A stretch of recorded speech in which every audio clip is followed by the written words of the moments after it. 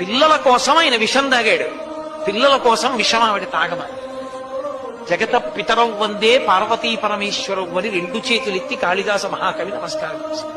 ఇంతకన్నా నేనేం చెప్పలేను వాళ్ళ గురించి. వాళ్ళు తల్లిదండ్రులు, వాళ్ళకేం అక్కర్లేదు.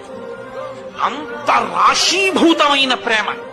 పాపాలు పాపాలు పాపాలు చేసి చచ్చిపోతే నీకు ఒక్క శరీరం కూడా ఇవ్వను, చావు అలా నరకం పుల్ల పొడి చేస్తారు నిన్న నచ్చు.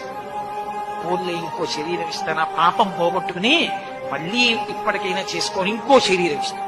ఏమి దయామయం, ఎంతటి కరుణామూర్తి నిజంగా. ఆయనే కాని ఈసారి నీ లెక్కలు బాగా చూస్తాను, ఇప్పుడు ఇంకెవ్వని నీకు శరీరం అన్నాడు అనుకోండి, మన బతుకి తక్కువ పాప వేసేవన్నీ.